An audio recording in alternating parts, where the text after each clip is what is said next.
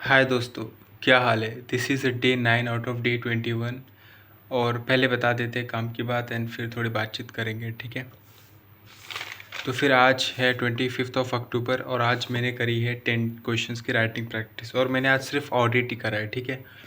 वैसे तो रोज़ ऑडिट ही करता हूँ, बट आज कोई एसएम या कोई भी और थ्योरी सब्जेक्ट्स मैंने पिकअप नहीं करा था।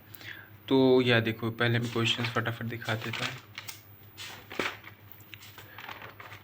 यहाँ से मैंने शुरू किया था। क्वेश्चन नंबर 45 था चैप्टर नंबर 2 का। नीरज ओड़ा सर के क्वेश्चन बैंक से कर रहा हूँ, ठीक है।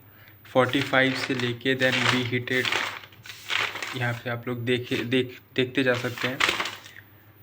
क्वेश्चन नंबर कहाँ गया लास्ट वाला।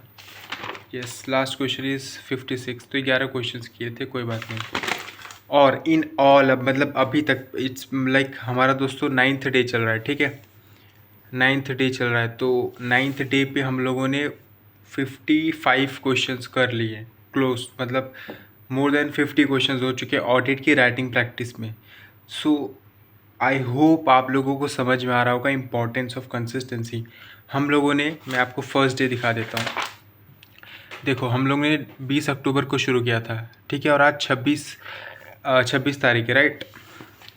और हम कंसिस्टेंटली देखो पिछले 6 दिन में हम इतना इधर तक रीच आउट कर गए, सिर्फ 6 दिन की कंसिस्टेंसी से ऑडिट में राइटिंग प्रैक्टिस में।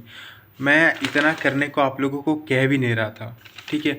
मैं सिर्फ ये कह रहा था कि सिर्फ एक क्वेश्चन करो, ठीक है। सिर्फ एक क्वेश्चन भी कर लोगे ना एग्ज़ाम तक, तो भी आपका काम बन जाएगा। नेवरदलेस, जितना आप अपने आप को पुश कर सकते पुश करिए, ठीक है।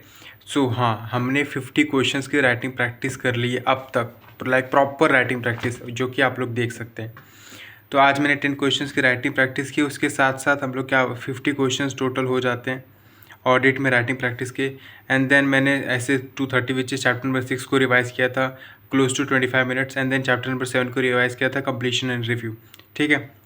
अब अगर आपने ऑडिट स्ट्रैटेजी वाली वीडियो देखी थी विच इज़ डे 8 में, मैंने आपको लोगों को समझाया था, इससे प्रीवियस वाला, उसमें मैंने अच्छे से एक्सप्लेन किया था ऑडिट को 2 पार्ट में डिवाइड करके।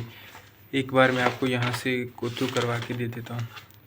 26 अक्टूबर है, राइट। अब यहाँ पे देखो 25 मतलब 8th व्लॉग में आपको समझाया था ऑडिट को 2 पार्ट करके। मैंने आपको समझाया था कि ये पार्ट 1 है, ये पार्ट 2 है।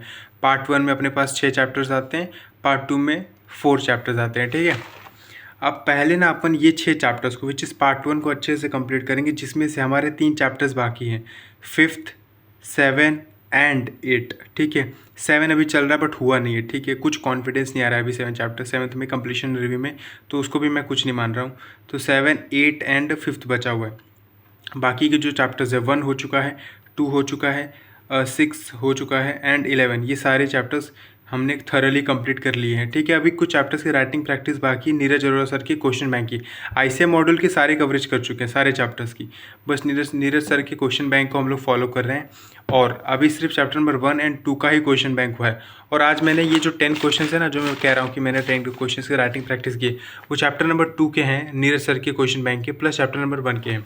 अभी chapter number 2 close to complete होने को आ गया है सर के क्वेश्चन बैंक का, जो कि कल हो जाएगा।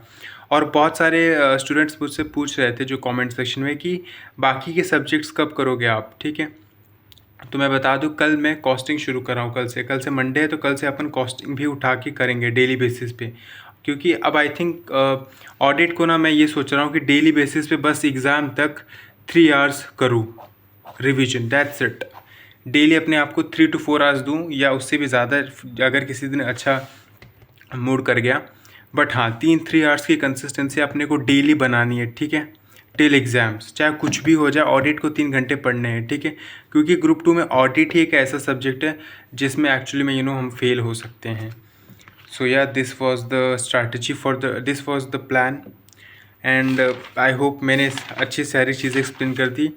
And thank you so much for watching till the end please आप अपनी प्रोग्रेस भी कमेंट सेक्शन करना। And if you are watching this vlog for the first time, या लाइक डायरेक्टली डे 9 पे ही आप आ रहे हैं, तो you can still join this study progress वाली चीज़, जो कि मैं कर रहा हूँ Jan 26 स्टूडेंट्स के साथ। और आप अपनी प्रोग्रेस कमेंट सेक्शन में बता सकते हैं। Thank you so much.